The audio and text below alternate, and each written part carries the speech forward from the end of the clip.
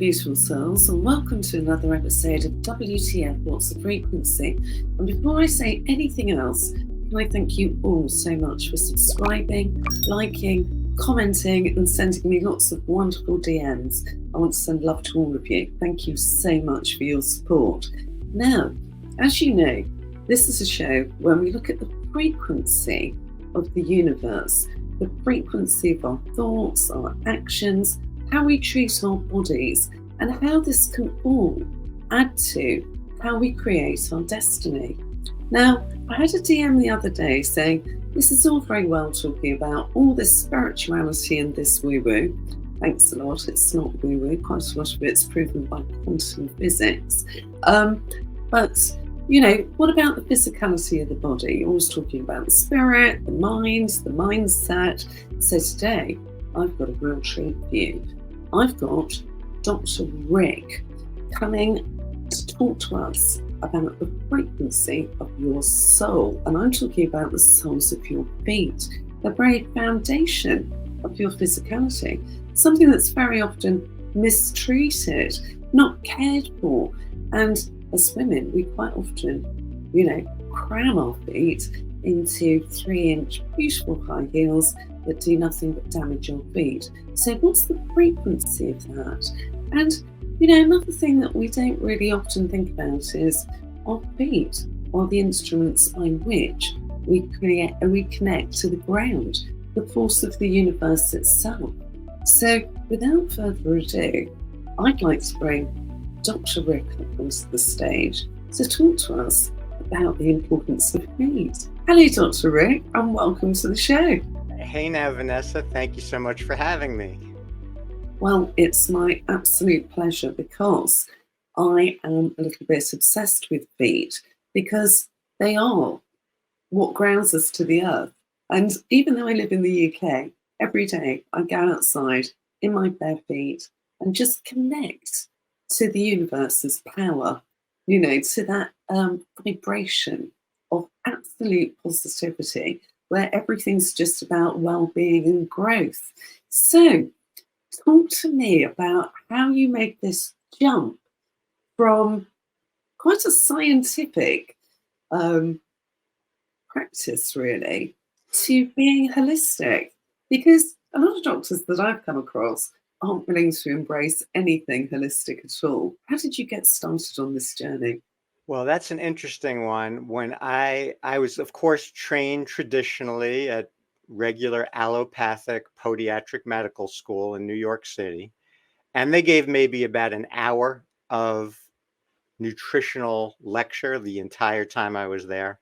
So they don't really pay much attention to the natural world, as most medical schools do. Just to jump in, the whole Yeah. time you were there, how many years was that? 4 years, and I had about an hour of nutritional training. So basically, any doctor that wants to do that has to think outside the box. That's the first thing, because you're not going to learn it in school. You have to be doing it on your own, either through taking courses or just doing your own research. But the catalyst for me, when I first started practicing, I was never big on the traditional treatments. I always felt uneasy giving Advil and Aleve for a heel spur pain, knowing that taking one could possibly land my patient in the hospital with a stomach ulcer. So I was always very reticent about giving that. I'm really pleased to hear that, because my own experience of being ill was, we're going to give you chemo drugs. I didn't have cancer, and the side effects were horrific. And it's something that, to me, a lot of doctors don't pay enough emphasis in terms of educating you on. It's like, hey, just read the instructions, take 2 a day, dear, you'll be fine. Never mind that it's going to, potentially, as you say, give you a stomach ulcer, end up in A&E as a result. So I love the fact that early on you were noticing that, because you and I spoke off camera about the Hippocratic Oath, didn't we? Sure. Yeah, when you become a doctor, you take the Hippocratic Oath, and I take it very seriously, which means first, do no harm. And then the second part is let food be thy medicine, let medicine be thy food. So those are my two philosophies going back to Hippocrates of what I'm taking. So I'm going to take from the eastern side of medicine, the tried and true, thousands of years old, with natural treatments which your body can recognize and accept, as opposed to a prescription drug, which is synthetic. And any synthetic drug your body can treat as a foreign invader, just like a large piece of food. From gluten sensitivity, for instance, can cause 100 different medical problems from a gluten sensitivity autoimmune response. Oh my God, So did you just say 100? Because, a you hundred sort of a think, hundred different problems can come just from being gluten sensitive, including fibromyalgia, rheumatoid arthritis, irritable bowel, Crohn's disease, psoriasis, Hashimoto's thyroiditis. All of these things can be treated if gluten is the source, and it may or may not be. But you don't even, if that is the source of your medical condition, all you need to do is go off gluten for 6 weeks and track how you're feeling. And then you know you're onto something, because there's no blood test for that. There is a blood test for celiac disease, but that's a very small percentage. The vast majority of the people having a gluten sensitivity reaction, there's no blood test for that. It's a clinical diagnosis. Isn't that amazing that if you have psoriasis, for instance, and it's being caused by gluten, all you need to do is go off of it for 6 weeks religiously. And then after that, your body can reboot itself like a computer. And then you can even reintroduce gluten if you want. And gluten is the glue that holds the wheat and the bread together and the pasta. It gives a flexibility. So there is something to be said for the consistency of it.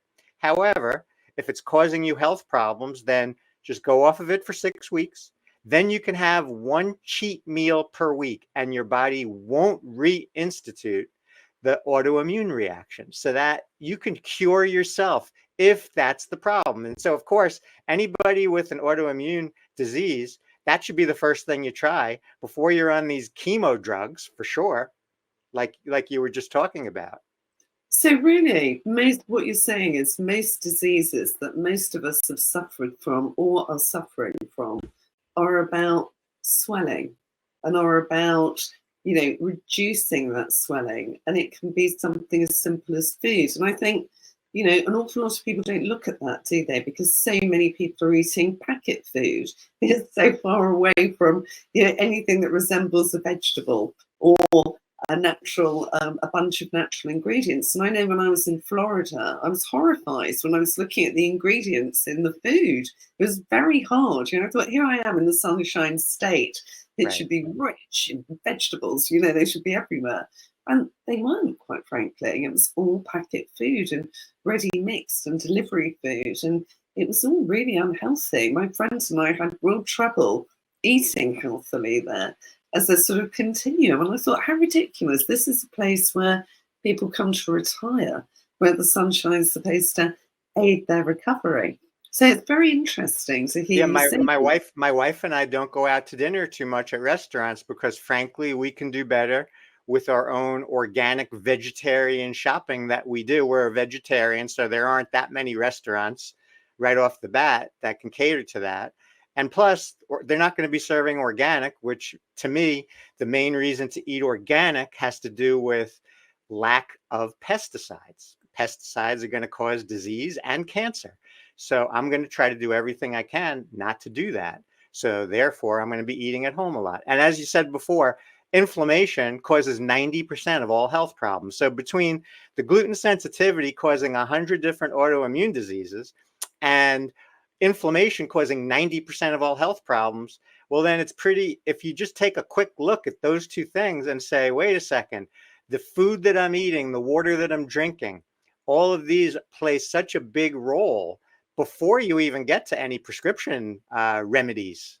So it's something that needs to be, looked at. I just love the fact that you're so switched on about this, because when I had arthritis, I just looked at everything, food, water, what am I consuming? What's triggering this in me? I've got rid of the stress, I've got rid of the anxiety and depression, but it's still not fixed. So I've got to look at what I'm putting into my body. And, that's why I love this Gold Spring card, Life Spring card, because you just wave it over water and it restructures it.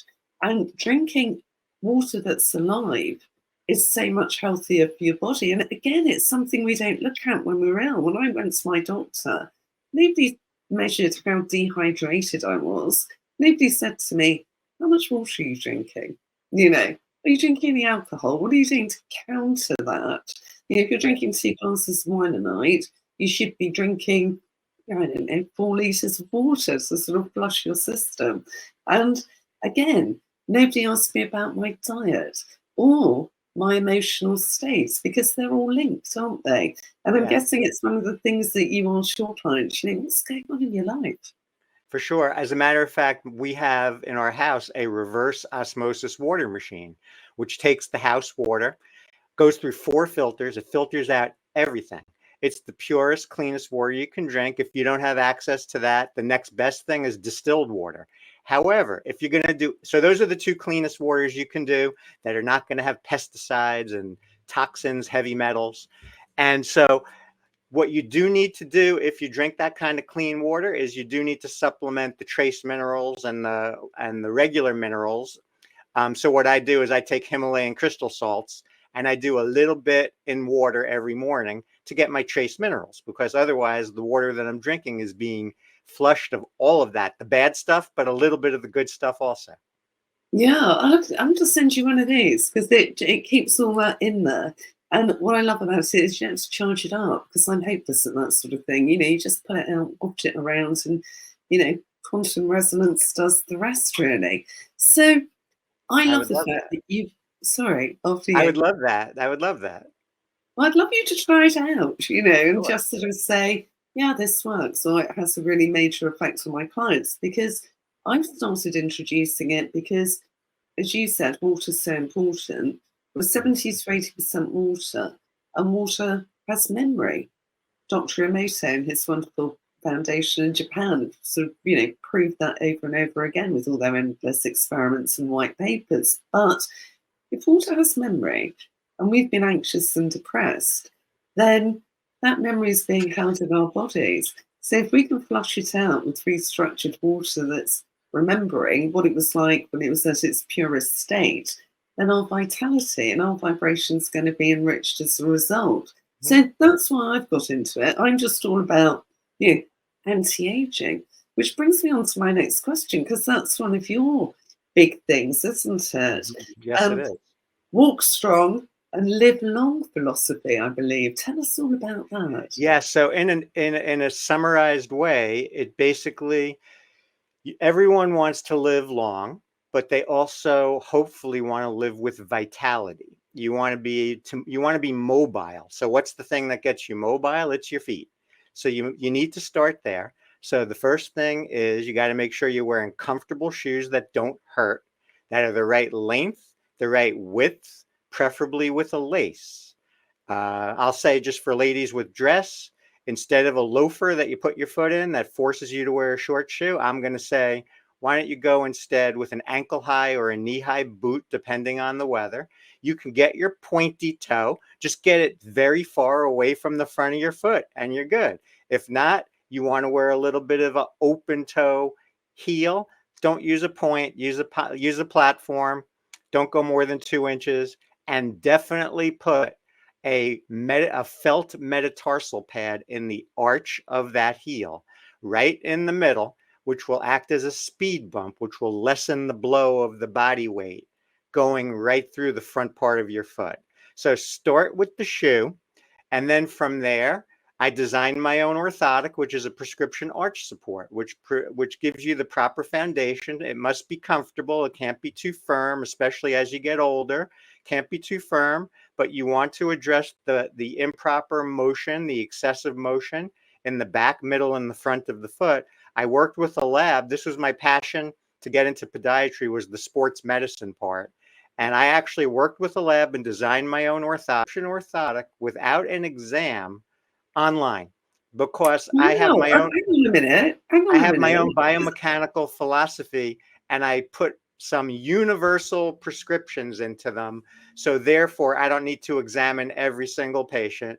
And basically, I just gave my two most comfortable orthotics as the choice, again, at an economical price, and not to be confused with these over-the-counter products that claim to be orthotics. They're not. They're just an arch support. Maybe there's a little lump in the arch. Mine is actually, there's biomechanics and science and my own personal biomechanical theories that I have put into it over 35 years of practice into this product. So then that, to me, that's going to keep you in a comfortable spot. It's going to prevent motion. It's going to reduce chance of injuries. It's going to help your back. Also, a lot of people have back problems. That's the number one reason why people miss work, is because of back injuries. So you can help with that foundation, with the right foundation under your foot. That can help your back, your hip, your knee. So, and that, speaking on vibrations, I personally think that having the foot in the proper orthotic is going to ground you to the shoe, which is grounded to the ground. And so in a way, you're a couple steps removed from the actual mantle of the earth, but you're still in the modern world, I'm going to call that a modern day grounding, where your foot's on the orthotic, your orthotic's in the shoe is on concrete, and then maybe if you're lucky, you get to walk on some grass where you'll get a little bit better mantle uh, uh, contact with the earth. But to me, that's part of it too. And then, Can I just ask you yeah, though? Sorry, you've mentioned, I'm going to come back to quite a few of things that you've mentioned, particularly high heels, because I think all the ladies watching this are going to want some more information on that. yeah, mm-hmm. But being grounded to the earth, if you're aligned, if your body's aligned because your feet are in the right position, all your energy centers are going to be aligned, aren't they? Is that your theory? Because you mentioned you've got a couple of theories that you've Oh, developed. Could sure. you share Oh, those with sure. us?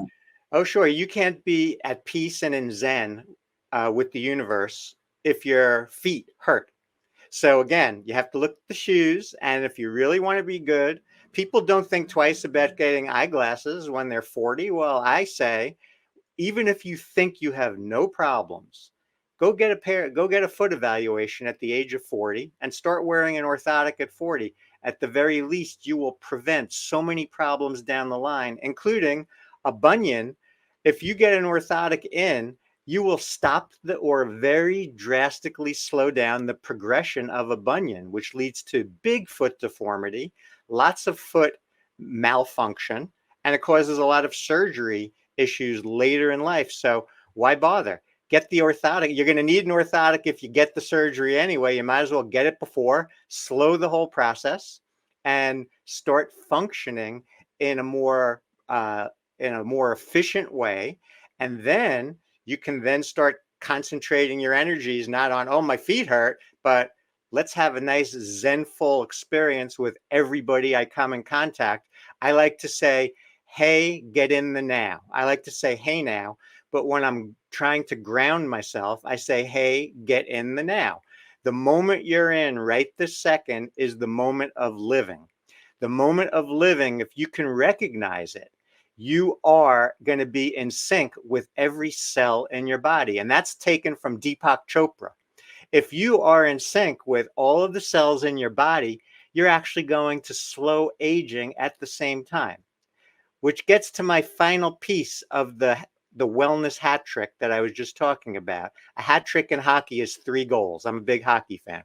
So the big 3 for me is the supportive, comfortable shoes, the Doc Ricks orthotics, and my version of interval training, which the number one thing that people are always being told to do, even by the conventional doctors, is you need to exercise for 1 hour, 3 to 5 times a week. And most people will not do that. They might do it January 2nd after they've made their New Year's resolution. But after that, they're not doing it. You see the gym membership in the month of January is sky high. Yeah. By February, it's gone. So here's my proposal. Let's do a realistic way to exercise. It's my version of interval training. I don't even call it high intensity interval training anymore because I don't want to intimidate people that are out of shape to doing it. So I just want to soften it. Let's call it interval training. And even if you're in a wheelchair, I have patients get a floor bicycle pedal, sit on a regular chair. You don't even need an exercise bike, and you could do my technique. So basically the technique is fast, slow at a realistic time in a strategic way. So I'll tell you how I do it. I did it this morning. I was a little pressed for time because we were going so early this morning. So I didn't do it on my street, but I did my rainy day interval training, which is jumping jacks inside my house. So basically jumping jack fast for 20 seconds and then take a break for about a minute, back and forth 6 times at 20 seconds. And you can do the same thing walking or cycling or swimming. And then the final 3, 15 seconds fast. So a shorter time, but you make sure to do those final 3 after you've done the first 6 at a faster speed. So that's the trick, and that's physiologically proven to build your body up. So you're done in 12 minutes. So that's the first obstacle. It doesn't take an hour. You can get it in before work or school. By doing it strategically this way, where you're going faster at the end, you're doing the opposite of marathon running, which wears your body down. This builds your body up. The benefits of interval training done this way, improving your lung capacity, which is an indicator for longevity, improving the strength of your heart, increasing oxygenation all over your body by the change of speeds, including your brain. So you're going to actually be working against Alzheimer's with this method. You're going to, and that's also going to reduce inflammation all over your body. So you can help arthritis. Sorry, can I just jump in there for a second? Sure. Reducing Alzheimer's, because in the UK, we've got a massive problem with this, dementia, Alzheimer's. And you're saying 12 minutes exercise a day. And I'm a real proponent of this because I used to be a gymnast and we used to train in really short, intense bursts to get our muscles built up really quickly, particularly when we were young girls, because we were going through growth spurts. So we'd come to the gym and we'd be 2 inches taller than the day before and we'd have lost all our core strength. So everything was about, no more than 10 minutes, but really, really intense to the point that you'd be shaking. I mean, it was quite extreme. But I like what you said about not intimidating people, because after I had my children and I went to the gym and everybody was in their designer outfits and their beautiful bodies, and I was a bit flabby and exhausted, really. It really was a bit intimidating. So anything that you can do at home or sort of fit into your routine like that, I really like the sound of. Yeah, I actually took the prescription from an anti-aging doctor in South Florida who proposes a similar technique. However, when I started doing his version, I found it not realistic. For instance, his first burst was 30 seconds, and I'm in good shape. 30 seconds is a long time. I go on my street and I sprint. 30 seconds is a long time. And then put myself in a patient's shoes who's got diabetes and 250 pounds. They're not going to be able to do that. So I tried to basically make it realistic. So you got to be realistic so that they don't give up, and you can still get your physiologic benefits as long as you add the fast intervals to 2 minutes. So basically, it could take you a little longer if you need. If you can't go 20 to 15, maybe you can go 15 to 10. You can tweak it any way you want. Just make sure your fast intervals add up to 2 minutes. And that will give you more bang for your buck as if you exercise for an entire hour, because that tweak at the end where you're going faster is the thing that builds your body up.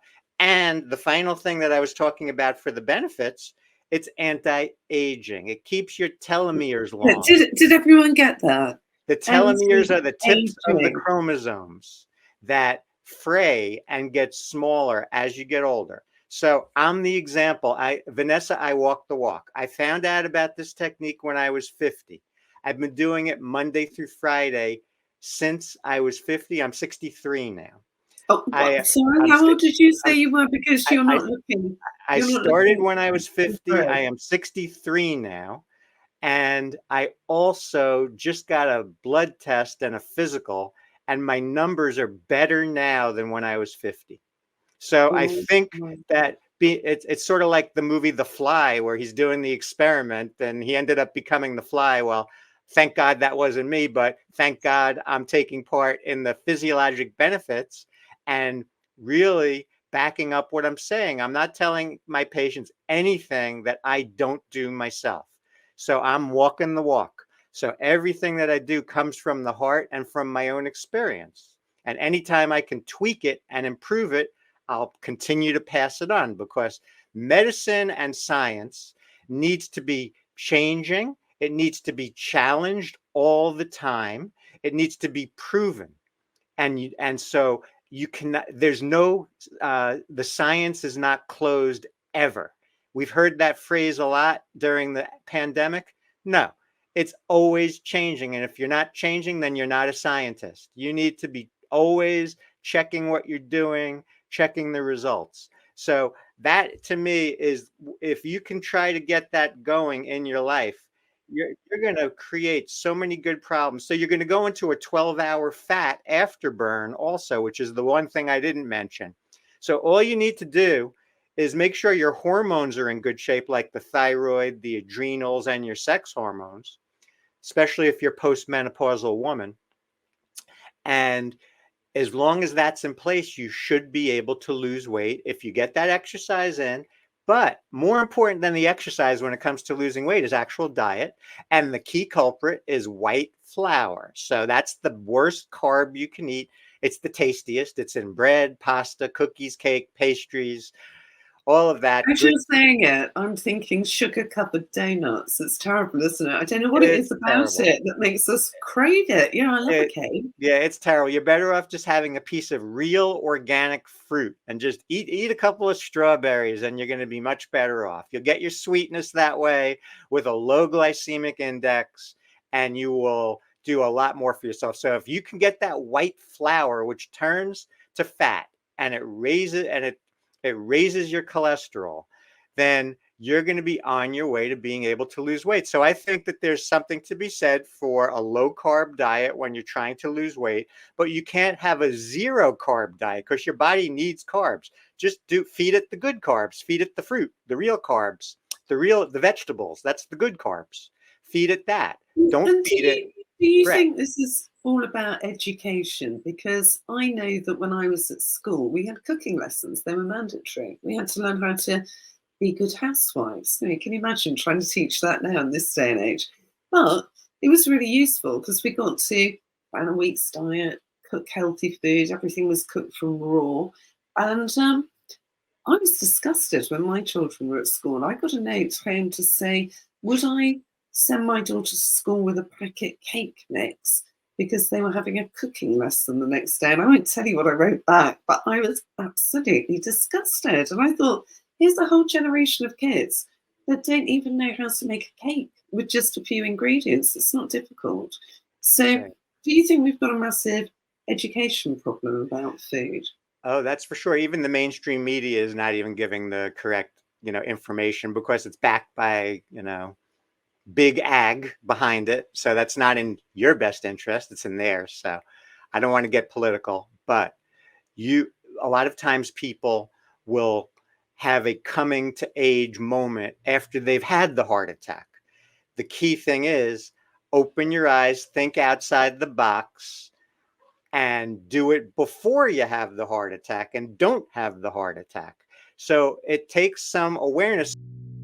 Coming up next on What's the Frequency?